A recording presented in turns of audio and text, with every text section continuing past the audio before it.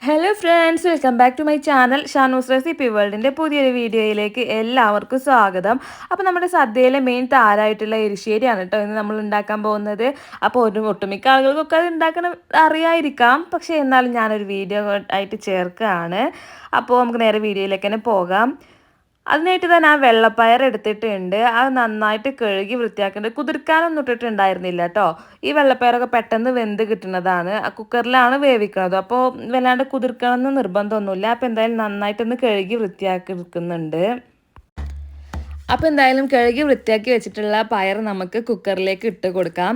എന്നിട്ട് അതിന് ആവശ്യമായിട്ടുള്ള വെള്ളം ഒഴിച്ചു കൊടുക്കാം കേട്ടോ. ആ പയറിൻ്റെ ഒപ്പത്തിനൊപ്പാണ് കേട്ടോ വെള്ളം ഒഴിച്ചു കൊടുക്കുന്നത്. പിന്നെ അതിലേക്ക് ആവശ്യമായിട്ടുള്ള ഉപ്പ്, അതുപോലെ തന്നെ ലേശം മഞ്ഞൾപ്പൊടിയും കൂടെ ചേർത്ത് കൊടുക്കുന്നുണ്ട്. പിന്നെ ലേശം മുളക് പൊടിയും ചേർത്ത് കൊടുക്കുന്നുണ്ട് കേട്ടോ. എന്നിട്ട് കുക്കർ അടച്ചു വെച്ചിട്ട് നമുക്കൊരു 3 വിസിൽ വരെ ഒന്ന് അടുപ്പത്ത് വേവിച്ചെടുക്കുകയാണ് വേണ്ടത്. അത് അടുപ്പത്ത് വെച്ച് കഴിഞ്ഞപ്പോഴേക്കിന് ഞാൻ മത്തനെടുത്ത് നദിഞ്ഞ് വൃത്തിയാക്കി വെച്ചിട്ടുണ്ട്. അപ്പോൾ അത് ഇതുപോലെ ഒന്ന് കഴുകി വൃത്തിയാക്കി എടുക്കുന്നുണ്ട് കേട്ടോ. അപ്പോൾ ഇതാ നമ്മുടെ പയറൊക്കെ നന്നായിട്ട് വെന്ത് കിട്ടിയിട്ടുണ്ട്. ഫുൾ ആവി പോയിട്ടാണ് കേട്ടോ തുറന്നിട്ടുള്ളത്.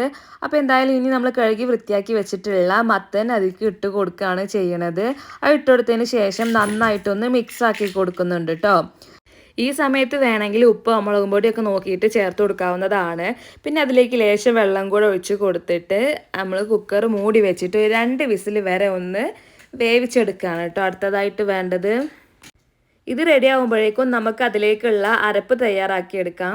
അതിനായിട്ട് 1 കപ്പ് തേങ്ങ, അതുപോലെ 2-3 ചെറിയ ഉള്ളി, അതുപോലെ തന്നെ 2-3 വെളുത്തുള്ളി, പിന്നെ 1 ടീസ്പൂൺ ചെറിയ ജീരകവും ചേർത്ത് കൊടുക്കുന്നുണ്ട്. എന്നിട്ട് ഇതെല്ലാം കൂടെ അരഞ്ഞു വരാൻ ആവശ്യമായിട്ടുള്ള ഒരു ലേശം വെള്ളം കൂടെ ചേർത്ത് കൊടുക്കാം. എന്നിട്ട് അടച്ചു വെച്ചിട്ട് നന്നായിട്ടൊന്ന് അരച്ചെടുക്കാം കേട്ടോ. അപ്പോൾ ഇതാ കുക്കർ 2 വിസിലടിച്ചതിന് ശേഷം ഓഫാക്കിയിട്ടിട്ടുണ്ടായിരുന്നു. പിന്നെ അതിൻ്റെ ഫുൾ ആവി പോയതിന് ശേഷമാണ് കേട്ടോ അടപ്പ് തുറന്ന് നോക്കിയിട്ടുള്ളത്. അപ്പോൾ ഇതാ ഈ ഒരു പരുവത്തിൽ കിട്ടിയിട്ടുണ്ട്. കൂടുതലായിട്ട് വെന്തുടഞ്ഞു പോയിട്ടൊന്നുമില്ല. കറക്റ്റ് പരുവായിട്ട് തന്നെ കിട്ടിയിട്ടുണ്ട്. ഇനി നമുക്ക് അരച്ചു വെച്ചിട്ടുള്ള അരപ്പ് ഇതിലോട്ട് ചേർത്ത് കൊടുക്കാം. ഈ സമയത്ത് ഞാൻ ഫ്ലെയിം ഓൺ ചെയ്തിട്ടില്ല കേട്ടോ. ഫ്ലെയിം ഓഫാക്കിയിട്ട് തന്നെയാണ് ഇരിക്കുന്നത്. ലേശം വെള്ളം കൂടെ ഒഴിച്ച് ചുഴറ്റിയിട്ട് നമ്മൾ ആ ജാറിലുള്ള തേങ്ങയും കൂടെ ഇതിലേക്ക് ഒഴിച്ച് കൊടുക്കുന്നുണ്ട്. എന്നിട്ട് നന്നായിട്ടൊന്ന് മിക്സ് ആക്കി കൊടുക്കുന്നുണ്ട് കേട്ടോ. എല്ലാം ഒരുപോലെ ആവുന്ന രീതിയിൽ.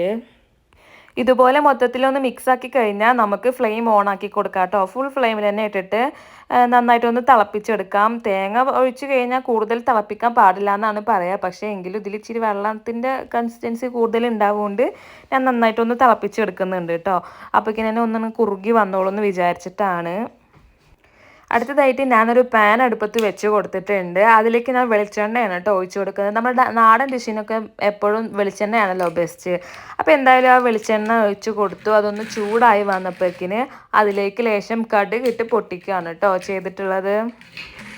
അപ്പോൾ കടുകൊക്കെ നന്നായി പൊട്ടി വന്നതിന് ശേഷം നമുക്ക് 2-3 വറ്റൽമുളക് മുറിച്ചിട്ട് അതിലേക്ക് ചേർത്ത് കൊടുക്കാം. അതും കൂടെ ഒന്ന് മൂത്ത് വരുന്ന സമയത്ത് നമുക്ക് നേരെ നമ്മൾ തയ്യാറാക്കി വെച്ചിട്ടുള്ള മത്തനിലേക്ക് ഈ താളിപ്പങ്ങ് ചേർത്ത് കൊടുക്കാവുന്നതാണ് കേട്ടോ. എന്നിട്ട് നന്നായിട്ടൊന്ന് മിക്സാക്കി കൊടുത്തു കഴിഞ്ഞാൽ നമ്മൾ സ്വാദിഷ്ടമായിട്ടുള്ള എരിശ്ശേരി ഇവിടെ റെഡി ആയിട്ടുണ്ട്. അപ്പോൾ തീർച്ചയായും എല്ലാവരും വീട്ടിലിത് ട്രൈ ചെയ്ത് നോക്കുക. എൻ്റെ വീഡിയോ ഇഷ്ടപ്പെട്ടാൽ ലൈക്ക് ചെയ്യുക, ഷെയർ ചെയ്യുക. എൻ്റെ വീഡിയോ ആദ്യമായിട്ട് കാണുന്നവരാണെങ്കിൽ പ്ലീസ് ചാനൽ ഒന്ന് സബ്സ്ക്രൈബ് ചെയ്യുക. അതുപോലെ തന്നെ എന്തെങ്കിലും റെസിപ്പീസോ എന്തെങ്കിലുമൊക്കെ വേണമെന്നുണ്ടെങ്കിൽ ജസ്റ്റ് താഴെ നിന്ന് കമൻറ്റ് ചെയ്യുക. അപ്പോൾ അത്രയേ ഉള്ളൂ video. Tata bye bye, see U.